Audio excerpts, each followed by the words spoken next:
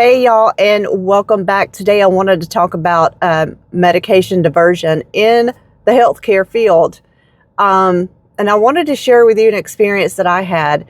Listen, you work hard for that nursing license. Don't you dare put yourself at risk for the sake of someone else. So I was working at a skilled nursing facility. It was a higher end one in Sandestin, Florida, and I worked the 3 to 11 shift. And I had gone in, I had been off for 2 days. And when I went back, I went on at 3 in the afternoon and was getting a report from the nurse that I was taking over for. And we have to, before she leaves, before she clocks out, we have to do a narcotic count. And she told me straight up that the narcotic count had not been right all weekend. And she said, we've just been doing it, just write down how many we counted and I'll sign off on it and blah, blah, blah. And I'm like, no. And she was in such a hurry to get out of there. But I said, no, we need to get the supervisor because I worked hard for my nursing license and I'm not putting it in jeopardy, nor am I going to take the blame for something that I didn't do. So if you're telling me that the narcotic count is wrong, number one, why hasn't this already been dealt with before now? We're talking about 48 hours later. And secondly, why is she trying to clock out and leave me there? And I was a new employee at the time. I probably hadn't been there a month. And so we went and got the supervisor, and we all three of us counted it. She looked and saw where everybody had been writing down the count all weekend. And then she wanted me to sign my name. I said, I am not signing anything. I said, this is not sufficient. I said, I need a document that says that you, my supervisor, personally counted this at the start of my shift. And this needs to be made right. The book needs to be made right. Were these medications dropped? Were they not delivered? Were they miscounted? You can't just let something like that go without a conclusion, without closing it. Does that make sense? And so, I worked in one hospital. I was a travel nurse for a short period of time. And I worked on the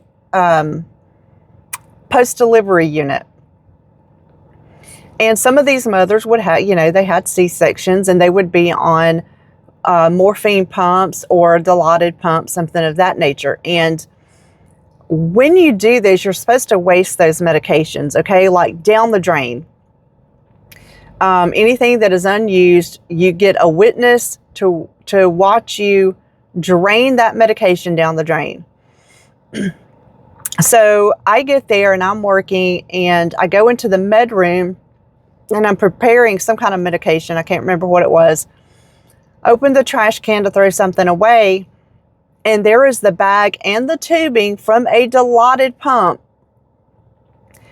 with Dilaudid, IV Dilaudid, still sitting in the bag and all through the tubing.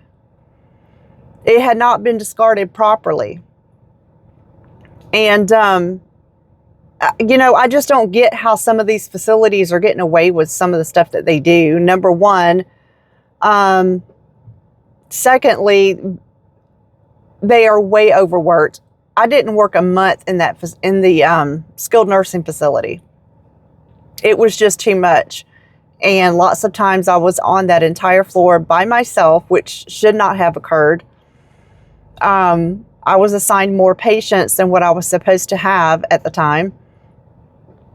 And again, just like the hospitals, you cannot clock out until all of your documentation is completed. You can't, let me start that over. You cannot leave the premises until your documentation is complete, but you have to check out or clock out on time because they don't want to pay you overtime, but yet they overload you to the point that you cannot complete your job within your shift time. There's just so much going on right now in the healthcare field, but guys, protect your license, do it at all costs.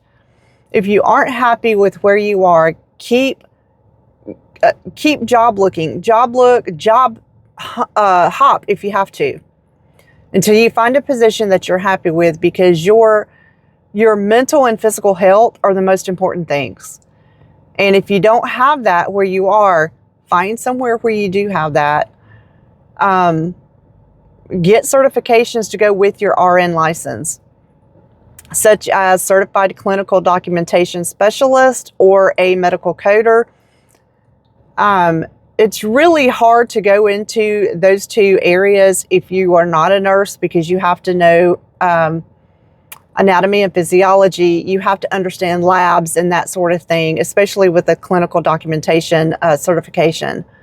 So if you're a nurse, you already have that background and it's a lot easier.